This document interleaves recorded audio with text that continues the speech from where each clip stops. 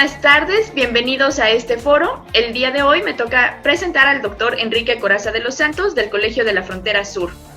Él es maestro en educación primaria y profesor de educación media con especialidad en historia. Maestro en historia de América Latina y doctor en historia, ambos grados obtenidos en España. Cursó el diplomado en Derechos Humanos en México.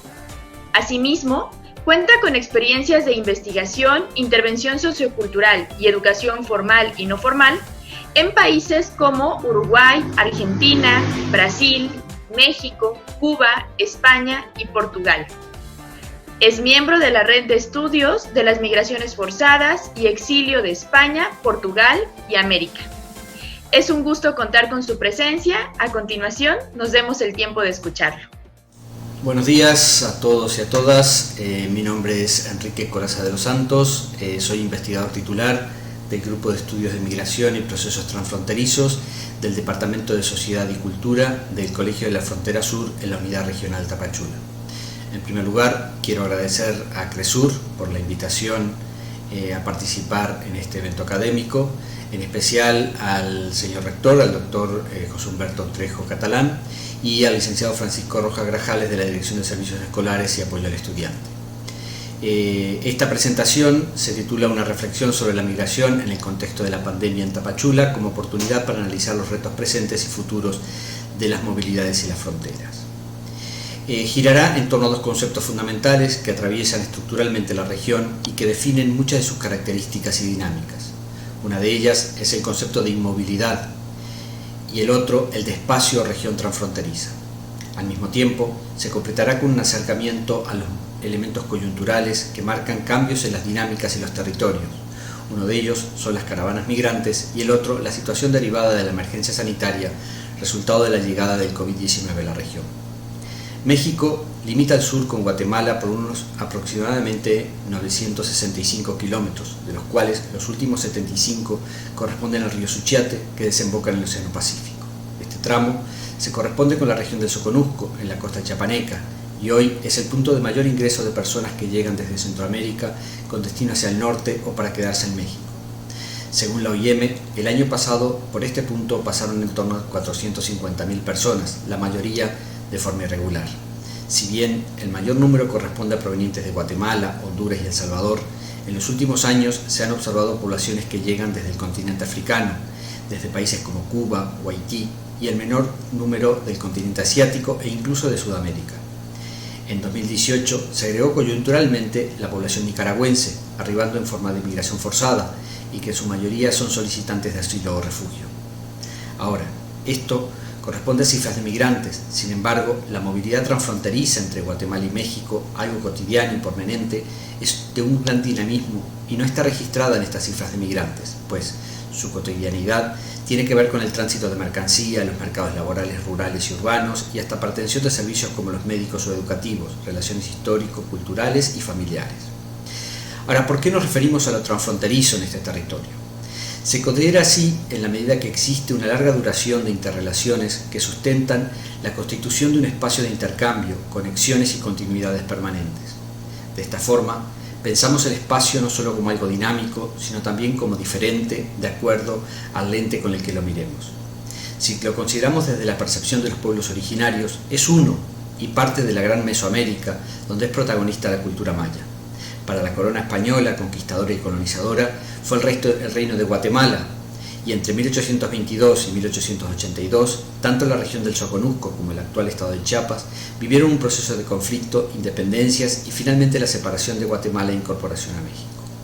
Por lo tanto, lo que el Estado-Nación separó y delimitó se contrapone con señales aún presentes de identificación y conexión. Los MAM, pueblo originario que pertenece a la cultura maya, hoy vive dividido y en tensión entre su identidad indígena y su adscripción como mexicanos o guatemaltecos. Sin embargo, esta interrelación cultural, social e histórica hoy vive nuevas realidades atravesadas por los efectos que los procesos globales y geopolíticos impactan de forma directa, produciendo cambios importantes. la denominada frontera sur de México, siempre había tenido un papel secundario en las imágenes de las fronteras de este país, frente a la imponencia y el dramatismo de la frontera norte, con la materialidad del muro que lo divide de Estados Unidos como símbolo de la exclusión y de la división del mundo entre ricos y pobres, entre desarrollados y los demás. Según el diccionario de la Real Academia Española, lo transfronterizo es aquello que opera por encima de la frontera. En sí, el término surge como evidencia de procesos y fenómenos que sobrepasan los conceptos tradicionales de frontera y límite, en el sentido que estos términos contenedores y bases de la concepción decimonónica de Estado-Nación evidencian su afán de recortar a partir de criterios jurídico-administrativos. El desarrollo de las comunicaciones y la extensión de las problemáticas como las afectaciones al cambio climático fueron las que comenzaron a generar esta idea de que hay cuestiones que sobrepasan los límites y que no se pueden circunscribir o detener por las líneas establecidas artificial y políticamente, como lo establece Germer. También Mesadra reflexiona sobre lo que considera como este espacio particular que se genera asociando la territorialidad a la migración, y cito: "La idea es que la migración no implica un corte total y abrupto en las condiciones de origen, sino que el mismo tejido social del país de origen va a ser modificado por las relaciones nuevas que se constituyen en el país de llegada". Cierro cita. Podríamos decir que la región del sureste mexicano comparte algunas características, como su impronta transfronteriza, cimentada en relaciones históricas, culturales, familiares y de relacionamiento social y económico, que provienen desde tiempos prehispánicos a coloniales y de la independencia presente en su nombre. Esto ha llegado a que se pueda percibir como un continuum histórico territorial más allá de las materialidades de los límites de los Estados-nación. Sin embargo, también este espacio que denominamos transfronterizo es el receptáculo de procesos que provienen de dinámicas extraterritoriales, como las políticas de seguridad que correlacionan a Estados Unidos con México en materia de infraestructuras, comercio internacional, movilidad de personas o la consideración por parte de Estados Unidos de Centroamérica como parte de su estrategia en la región. El sureste mexicano es parte de un diseño geopolítico que lleva décadas implementándose y donde podemos mencionar, como ejemplo, la consideración de este territorio como importante en el TLC en el año 1994, o la Iniciativa Mérida en 2008, el Plan Puebla-Panamá 2001 a 2007 y su reformulación como proyecto de integración y desarrollo de Mesoamérica del 2008 a la actualidad. En este sentido, debemos sumar las acciones desarrolladas primero por el Plan Sur entre 2001 y 2003 por el control de migrantes, drogas y armas por las fronteras de Guatemala y Belice. Posteriormente, durante la administración de Felipe Calderón, se desarrolló el Plan de Reordenamiento de la Frontera Sur. Luego, el denominado Programa Frontera Sur, asociado al Programa para la Seguridad Nacional 2014-2018, que dio como resultado el aumento de controles fijos y móviles en la frontera sur de México, impactando negativamente sobre el espacio transfronterizo en cuanto a la facilidad de las movilidades de personas y mercancías de pequeño consumo entre México y Guatemala. Y durante la administración actual, la intensificación del papel de país gendarme, que sirve de freno a la población que se mueve en sentido norte a partir de los acuerdos de México con la administración republicana de Trump en Estados Unidos. Este espacio, que denominamos como transfronterizo, ha ido aumentando la interdependencia y relación entre lo local y lo global como algo interconectado,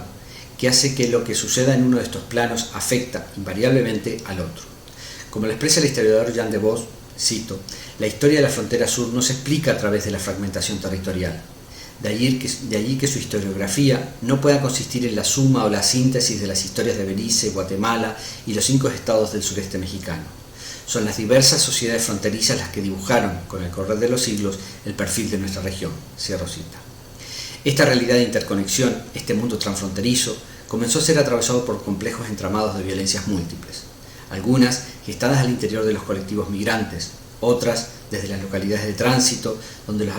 habitantes locales se aprovechan de su condición vulnerable, y otras desde la delincuencia, tanto común como organizada, y los que aún es más grave, muchas cometidas por servidores públicos que se supone deberían ser garantes de derechos. Una muestra de estos cambios en la llamada frontera sur y el endurecimiento de las condiciones para el tránsito se cristaliza en México a partir de las medidas como el denominado Programa Frontera Sur, anunciado por el presidente de México, Enrique Peña Nieto, en 2014, bajo las alabanzas de Estados Unidos. Su objetivo discursivo era, cito, proteger al migrante y ordenar el paso fronterizo, cierro cita. Sin embargo, sus resultados fueron el aumento de detenciones en los estados del sur de México y la disminución en el norte, evidenciando su propósito de contención, algo que se está reproduciendo en este momento entre los acuerdos de México y Estados Unidos, cuando se cita justamente la disminución de los números de migrantes que están llegando al norte. ¿Por qué hablar de inmovilidad? Se parte del concepto de movilidad como contenedor más amplio, en la medida que alcanza múltiples tipos de movimiento, desde los más próximos y cotidianos hasta los que se relacionan con la gestión y las infraestructuras, alcanzando las diferentes escalas espaciales. Se aborda en forma sintética cuáles son los sentidos que diversos autores le han dado para entenderlo como un concepto abarcador amplio, para posteriormente centrarse en la particularidad de las movilidades, sobre todo forzadas, y en las que se pretende diferenciar como el desplazamiento forzado interno, las migraciones forzadas y los exilios, para el cual se analiza cuál es el sentido que se da a lo forzado. Se destaca el papel que ha desempeñado la movilidad como una de las características de la modernidad y todo el potencial que tiene para entenderla como transformación global de acuerdo a lo que establece Zelinsky, asociada, incluyendo su nexo con el espacio y la transformación que se produce durante el proceso. De ahí que existan autores que se inscriben en el llamado giro a la movilidad, donde incluyen todos los tipos de movimiento del ser humano en el espacio, desde el movimiento de la mano a la movilidad social y el migrar, como parte de las construcciones sociales según Creswell. A lo que como proceso de cambio en sí, de acuerdo a Bazin y Bulthart, pero uno de los aspectos más interesantes como herramienta de exploración y explicación y que da mayores posibilidades de análisis es la relación que tienen las diferentes movilidades y sus escalas espaciales y temporales con las distintas formas de pertenencia territorial, como lo establece Gustafsson. Junto con la movilidad de las personas también lo hacen los objetos, las ideas, los imaginarios y los prejuicios, así como la percepción que tenemos de nosotros y de los otros, del lugar en el mundo y por tanto de las identidades, tanto individuales como colectivas, y los proyectos de vida, como lo establecen Sánchez y Arango. Por tanto, pensar en todas estas dimensiones es considerar el potencial que las movilidades tienen, no solo del capital social y simbólico que acompaña y son parte de las personas que se mueven, sino de transformación y hasta de tensión y conflicto desde el momento de la partida, en el tránsito, en el destino y en el retorno. La categoría central de esta propuesta es la de inmovilidad asociada a un carácter particular, sobre todo el carácter de lo forzado. El concepto de movilidad lo utilizamos como el contenedor más amplio en la medida que alcanza múltiples tipos de movimiento, desde los más próximos y cotidianos a los internacionales. Pero uno de los aspectos más interesantes como herramientas de exploración y explicación y que da mayores posibilidades de análisis es la relación que tienen los diferentes movimientos con las escalas espaciales y temporales, con las distintas formas de pertenencia territorial. Junto con la movilidad de las personas también lo hacen los objetos, las ideas, los imaginarios y los prejuicios, así como la percepción que tenemos de nosotros mismos, de los otros y del mundo, por tanto, de todo aquello que nos rodea. También la movilidad integra el proceso de inmovilidad, es parte del movimiento y está asociado a los momentos de espera, de transitoriedad, de asentamiento. Este puede devenir de una cuestión también forzada, derivada de la imposibilidad de continuar el camino, sobre todo frente a los obstáculos que en este se encuentran. Los contratiempos pueden ser las barreras fronterizas, los mecanismos de control o circunstancias particulares en las que se encuentran como enfermedad o padecimiento a nivel psicológico, incluso una discapacidad, pero también el tiempo necesario para realizar trámites o gestionar ayudas. Pero también puede ser estratégica. Las personas dejan de moverse cuando perciben que es mejor no seguir, ya sea por cuestiones de seguridad o incluso para obtener recursos que le permitan continuar o aprovechar una oportunidad que va desde lo laboral a lo afectivo. Ahora abordemos lo coyuntural y emergente. Primero, las caravanas migrantes. Con la irrupción de las caravanas migrantes desde octubre de 2018 a enero de 2020 y su innegable protagonismo en la escena pública, no cabe duda que nos encontramos frente a un fenómeno social de características inéditas. Aunque había existido ciertos antecedentes como los Vía Crucis migrantes o la caravana de madres y familiares centroamericanos desaparecidos, estos quedaron opacados frente a la característica principal de las caravanas en su carácter masivo. Las caravanas registraron diferencias en su estrategia de gestión por parte de los migrantes, como en las respuestas de la sociedad, de los medios de comunicación, de los ayuntamientos, del gobierno federal y de organismos de la sociedad civil. En el primer bloque de caravanas que dio inicio en octubre de 2018, era evidente la organización de los migrantes para definir la ruta que seguirían para la interlocución con la prensa y con las organizaciones locales e internacionales. Fue fundamental el apoyo de los municipios, las organizaciones de la sociedad civil, los organismos internacionales, iglesias, Cruz Roja Mexicana y Protección Civil. El gobierno federal presentó el plan Estás en tu casa, dirigido a quienes se mantuvieron en los estados de Chiapas y Oaxaca, plan que fue rechazado por los integrantes de la caravana. Durante el segundo bloque de caravanas que dio inicio en enero de 2019, se registró un mayor protagonismo del gobierno federal, ya estábamos en la administración de López Obrador, y su dispositivo de otorgar la tarjeta de visitante por razones humanitarias y el acompañamiento de la Policía Federal. Lo que ha seguido en términos de respuesta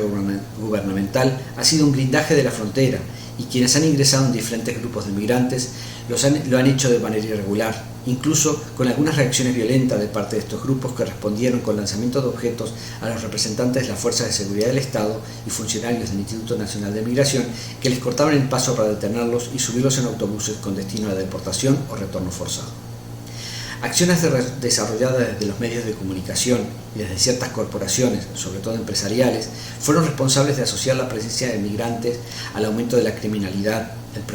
perjuicio económico por percepción de inseguridad y el miedo a posibles enfermedades portadoras por estos colectivos y las consecuencias del paso de las y los migrantes. Residuos sin recoger, uso del espacio público local considerado por la población local como una apropiación, como baños o para dormir, y resaltando algunos hechos asociados a los sentimientos de soberanía. De esta forma, el elevado número de migrantes, la sucesión de fenómenos que se repetían y una labor de manipulación mediática alimentaron algunos fenómenos sociales como el miedo, la inseguridad, la xenofobia, el rechazo, el nacionalismo y la criminalización. Agregado a esto, en un estado como el de Chiapas, que representa uno de los de mayor índice de pobreza en México, también sirvió de argumento de rechazo el mencionar que se estaba destinando recursos humanos y económicos para atender a los extranjeros cuando la población local padecía necesidades. Consideramos que el endurecimiento de las medidas de securitización, tanto en los estados del sur como del norte, y el ambiente de violencia social e institucional que se vive en México, constituyen dos aspectos fundamentales que han orillado a los migrantes a la búsqueda de un tránsito que conlleve menos riesgos. Migrar en colectivo representaba, y continúa representando, una estrategia para aumentar las condiciones de un tránsito seguro,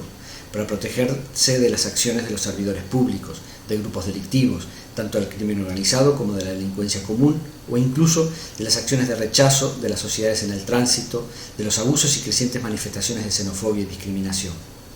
Al migrar colectivamente, las personas se autoprotegen, tratando de evitar la dispersión y las detenciones, así como se visibilizan socialmente. Optar por viajar en grupo incluyó, necesariamente, pensar en la situación de riesgo que seguramente enfrentarían desde la salida de sus países de origen, si lo hacían solos o con familias, la forma en que pasarían los cruces fronterizos en Guatemala, México y Estados Unidos, además de plantearse cómo afrontarían la violencia durante el tránsito y las probables actitudes de rechazo que posiblemente encontrarían. A todos estos elementos, la respuesta fue la integración de la caravana. La primera fue desde Honduras en octubre de 2018. Las siguientes retomaron ese modelo, al que incorporaron y desarrollaron con su especificidad en cada una. Por tanto, observamos en esta estrategia de movilidad un reconocimiento de la capacidad de agencia que las y los migrantes a la hora de pensar y desarrollar la misma, ya que su acción tiene la posibilidad de producir una diferencia, de acuerdo a Guinness, como personas que, aún en la situación de precariedad que enfrentan al haber dejado el lugar y país de origen, luchan por salvar la vida y encontrar condiciones favorables que les permitan construir un mejor futuro, tanto en el aspecto personal como en el ámbito familiar. Es habitual encontrar en nuestro análisis una visión de la migración como resultado de agentes externos, humanos y no humanos, desde sistemas políticos, económicos, situaciones de vulnerabilidad, violencia o amenaza, donde las y los migrantes aparecen como sujetos pasivos, reactivos a una situación que les llega desde fuera.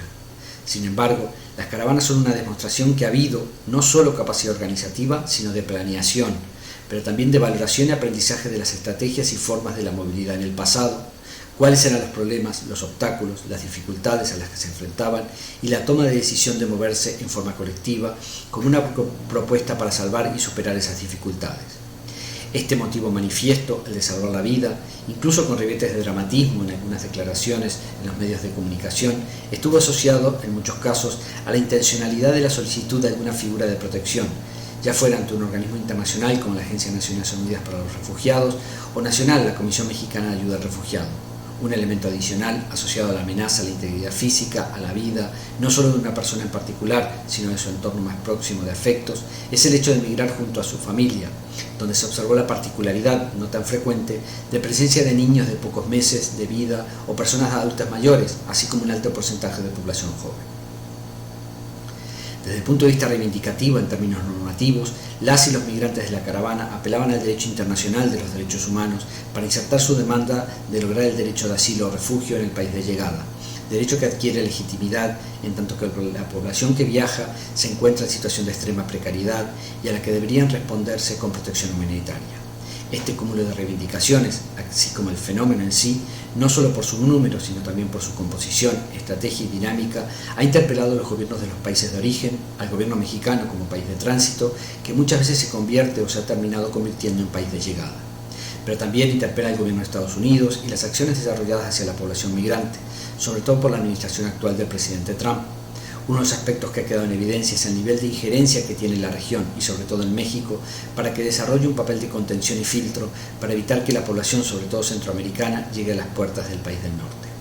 Cuando hablamos de que esta situación interpela a los gobiernos de origen, aludimos a la responsabilidad de los gobiernos centroamericanos en producir las condiciones para que las personas puedan desarrollar una vida digna en sus lugares habituales de residencia y no se vean forzados u obligados a moverse, muchas veces manteniendo o incluso aumentando su situación de vulnerabilidad, sobre todo por la permanencia de un continuum de violencia que acompaña el tránsito de la migración.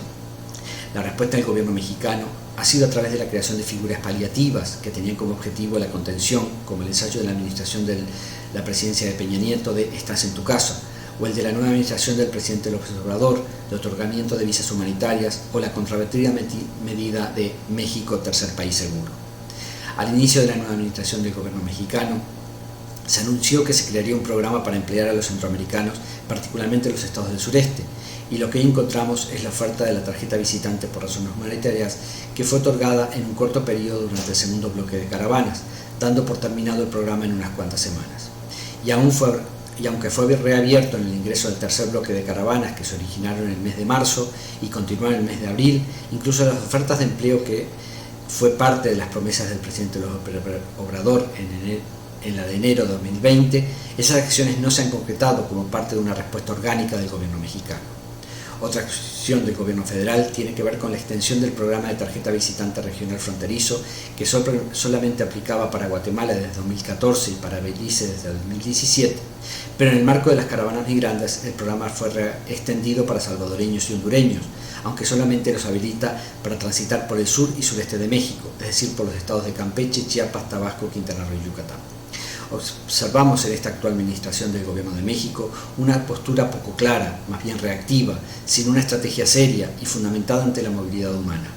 Un punto común en ambas administraciones es el uso de la fuerza de la seguridad del Estado, en muchos casos con acciones represivas, violentas y o de intimidación que provocaron tanto reacciones violentas de parte de los migrantes como en otros casos desesperadas, como arrojarse al río desde el puente internacional sobre el río Suchiate o tratar de escapar a través de caminos de extravío para evitar detenciones, como otras que terminaron en fallecimiento de migrantes, resultado de asumir altos riesgos en el traslado para evitar detenciones o tener éxito en llegar al destino buscado. Consideramos que los alcances hasta ahora de las caravanas migrantes se han dado en torno a colocar las discusiones sobre el derecho a buscar condiciones de vida digna para las personas y su familia, al de movilidad y tránsito seguro si la estrategia elegida, y en caso de peligro, el de solicitar las formas internacionales y nacionales de protección para evitar una devolución a las situaciones que obligaron a la partida. Este fenómeno ha hecho visible, sobre todo en la migración centroamericana, a partir de su sentido gregario, una acción de interpelación a la comprensión, solidaridad y empatía de la población de los lugares por donde transitan, a los medios y redes sociales, a los organismos civiles y organizaciones internacionales, estos últimos como actores importantes que monitorean, denuncian y coadyuvan, posicionándose frente al tema de la migración en las caravanas y haciendo uso también del derecho internacional de los derechos humanos. En lo real, aún habrá que lograr que la política migratoria considere la protección efectiva de las personas migrantes, que ponga el acento en su seguridad y en la facilitación de procesos, tanto migratorios como de protección internacional, y no en el cierre de fronteras y la contención migratoria que derivan de detenciones y deportaciones que exacerban la exposición a los peligros y la precariedad, de acuerdo a lo que establecen Rojas y Ángeles. Las caravanas de migrantes se gestaron como parte de un proceso de su propia experiencia, como parte de un proceso que parte de su propia experiencia, que la han adoptado como una nueva estrategia de movilidad humana, aunque seguramente seguiremos viendo las formas individuales y de pequeños grupos al migrar. Es decir, que no podemos suponer que estas acciones que hemos visto en los últimos años, con la integración de las caravanas, vaya a derivarse en una organización con cierta estabilidad en el corto plazo. Más bien, sus límites están dados por la acción de los gobiernos de los países de origen, de tránsito y de llegada, y de las propias condiciones de endurecimiento de las medidas securitarias en las fronteras, y sus alcances en este contexto aún están por verse. Ahora, ¿qué ha sucedido con la irrupción de la pandemia? La emergencia de una pandemia global producida por el COVID-19 está generando nuevas realidades al mismo tiempo que están potenciando y exacerbando comportamientos, actitudes, políticas y estrategias en diferentes escalas y desde diferentes ámbitos, de lo micro a lo macro y de lo público a lo privado. Estamos asistiendo a una serie de medidas y comportamientos tanto individuales como colectivos e institucionales. Una de las que ha causado un impacto mayor, sobre todo a niveles sociales, es la recomendación de limitar o restringir los movimientos de personas para evitar la dispersión del virus. Esto ha conllevado el cierre de espacios públicos como parques, plazas y mercados, y el control de la circulación en zonas urbanas, rurales y carreteras a nivel nacional, e incluso el cierre de fronteras a nivel internacional. Todo ello representa un reto a nivel político, en la medida que hay que adoptar medidas frente a una situación de emergencia, con restricciones que, si bien limitan en cierta medida las libertades individuales, se hacen en el entendido de proteger a la sociedad y sobre todo a colectivos vulnerables, identificados como personas mayores o con enfermedades o padecimientos crónicos. También a nivel social, pues reduce al mínimo las formas de sociabilidad que se limitan al ámbito familiar y al espacio del hogar, con salidas para lo más imprescindible, como puede ser el autoabastecimiento de alimentos o compra de medicamentos. Al mismo tiempo es una afectación económica, sobre todo en países con un alto porcentaje de economía informal, donde las personas viven de lo que pueden obtener en su trabajo diario, el que se ha visto interrumpido afectando su sustento. Esta realidad con la que estamos conviviendo también ha generado un importante debate en todas las escalas sobre las actitudes individuales y los intereses colectivos, y a nivel político entre la afectación a la economía y a la salud de las personas. Sin embargo, también está produciendo una paradoja, que es que mientras las personas y los gobiernos asocian como práctica responsable el quedarse en casa y no salir, identifican como inconsciencia y dejar de pensar en términos colectivos de cuidado y, por tanto, toda circulación en los espacios públicos es denunciada, condenada y sujeta a diferentes niveles de apercibimiento. Ahora, todas estas lógicas también están atravesadas por una medida que afecta a las relaciones internacionales y los espacios fronterizos, transfronterizos de los países, sobre todo en territorios de fuerte movilidad como México, tanto en su dimensión de tránsito como destino y retorno. En este sentido, los países de la región, excepto México y Nicaragua, hasta el momento se han blindado en una actitud de protección hacia adentro, donde todo movimiento, todo arribo desde otro lugar es considerado sospechoso, peligroso, reprobable, pues se asocia de inmediato a la propagación de la pandemia.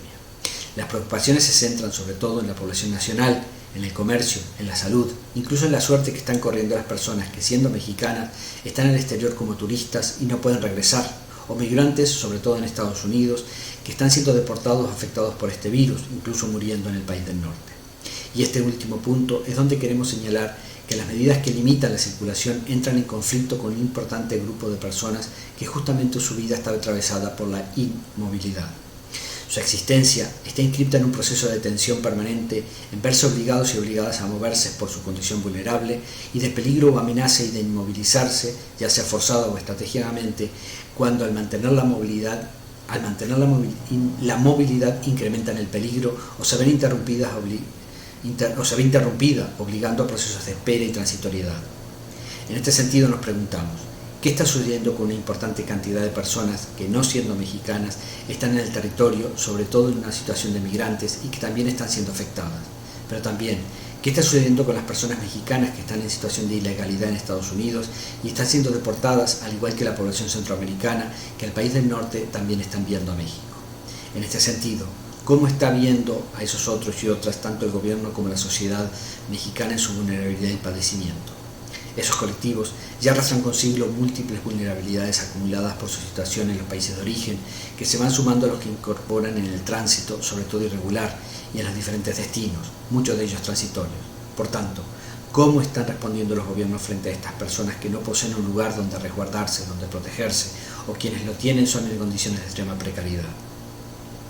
Como ya lo expresáramos en esta contingencia, es donde emergen estas contradicciones sociales, políticas y económicas, y donde afloran las prioridades, las atenciones, los sujetos de protección, a la vez que también aquellos que son descartables, incómodos.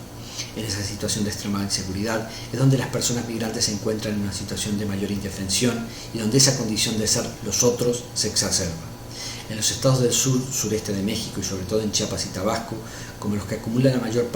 mayor cantidad de flujos de movimientos de población que ingresan al país con destino al norte, se han venido observando en los últimos años una proporción cada vez mayor de personas que quedan varadas en esa situación de inmovilidad. Es también producido por las medidas del Gobierno de México y las presiones de Estados Unidos para servir la frontera sur de muro de contención de personas, de detención y deportación con el objetivo de evitar que se internen en su territorio o pretendan llegar a la frontera norte y cruzar Estados Unidos. De estas formas, las localidades como Tapachula, en Chiapas o Tenosique en Tabasco se han convertido cada vez más en espacios de transitoriedad de personas que no pueden o deciden no continuar y tratan de sobrevivir y construir un lugar donde establecerse, al menos temporalmente. Sin embargo, las condiciones en las que lo están haciendo es de extrema precariedad, donde hay una lucha permanente entre las acciones de las organizaciones de la sociedad civil, incluso de algunos programas de gobierno por generar nichos laborales e ingresos, y el rechazo de los demandantes de empleo por recibir a migrantes en sus plantillas. A ello de sumarse una presión del comercio y parte de las ciudades locales que rechazan a las y los migrantes, los estigmatizan y criminalizan con actitudes xenófobas y en algunos casos con tintas racistas. Este panorama que ha venido a agravarse en la contingencia en la que estamos viviendo y donde el instinto de sobrevivencia nos hace refugiarnos en nuestras individualidades, en lo que consideramos como espacios seguros, nuestros hogares, y donde se ve limitada o recortada la visión del otro, de la otra, incluso las posibilidades de acción de solidaridad, de ayuda y asistencia frente al miedo a la enfermedad. En este contexto donde las acciones en estas diferentes escalas, de lo local a lo global, están evidenciando cómo se potencian y se amplían las desigualdades, las inequidades, o incluso las prescindencias de aquellos a los que no se les ve ni se les trata de igual forma.